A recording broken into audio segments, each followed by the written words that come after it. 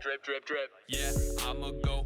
Welcome to Talk Drip, presented by On My Feet, the first social network exclusively for hypebeasts and sneakerheads. Do your friends not care enough about your new Off-Whites? Did you wear Sakai's to class and no one said anything? Well then download the On My Feet app. Why? Because we'll say something. Because we care. Now available on the Apple App Store and Google Play. Drip, drip, drip. Last week, Jordan Brand dropped another wannabe Travis, and Kith opened a brand new store. Let's get started. After a delay that lasted a few weeks, Jordan Brand finally dropped this. The Topaz Air Jordan 4. And yes, you are looking at the next wannabe Travis. It's no secret that for the past few months, Jordan Brand has really embraced releasing Travis Scott inspired colorways. Not Travis Scott colorways, they released those too, but Travis Scott inspired colorway. They started with the Mocha Air Jordan 1 that they released this past holiday season, but they're keeping the tradition going strong with the Topaz Air Jordan 4. Let me show you the sneaker that it resembles. What you're looking at now is the Friends and Family Travis Scott Mocha Air Jordan 4. It resells for the price of the average kidney. But I know the price probably doesn't make sense, kind of like anything that says Chrome Hearts on it. But people still pay it. Why? Because just like Trump's tax releases, it looks like this sneaker isn't releasing to the public. But they did release the Topaz Air Jordan 4. And I like it. I'd much rather have the Travises, but the way my bank account's set up, the only way I'm getting those is if I sell my house, car, blood, sperm, and if someone lends me $28,000. So yeah, these are a cut for me.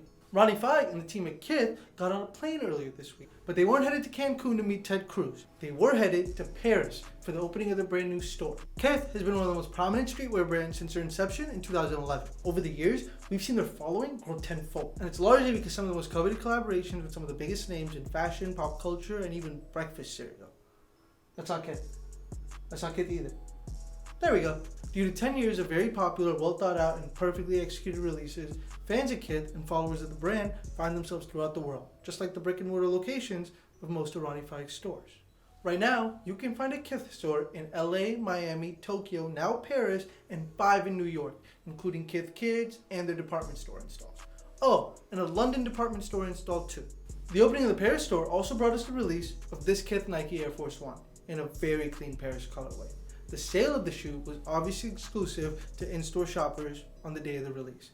Fun fact, because of something called COVID, you had to sign up for an appointment beforehand. And when I tell you, this bitch is clean. My favorite part is that cream sole. Fuck, I wish I was French so bad. I've been ordering escargot, reading random facts about France, for months now. Did you know the Eiffel Tower is actually not meant to stay put forever? Kind of like my bank account balance, because your boy's dropping a blank check on some Kith Uptown. I've been wearing Kith for about 4 years now, and I prefer it over every other brand in my closet. Why? Because the quality shits on every other brand in my closet. Plus, Ronnie Fieg's timeless creative direction is going to cement the label for decades to come. Now, considering we're on hiatus next week, it's a perfect time to introduce our newest segment, Drip to the Future, presented this week by Supreme. Do you want to wear some shit that was really cool 10 years ago, but today seems to be dying quicker than your bedridden Uncle Lou? Do you want to be flashy, but not like grown-up flashy? I'm talking 15-year-old flashy.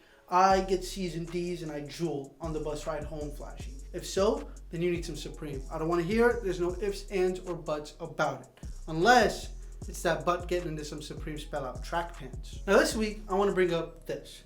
The 2021 Supreme Nike SB Dunk Low.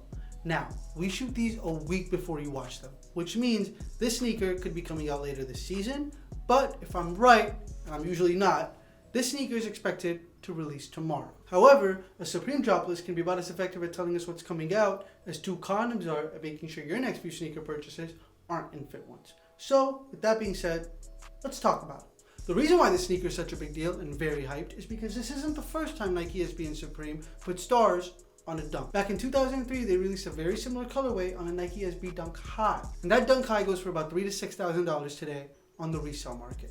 And it's only expected to go up even more because rumor has it later this year, they're releasing a Jordan 1 in a very similar colorway. Within the first 2 weeks of the season, Supreme's managed to reuse more shit than Germany did in all of 2020.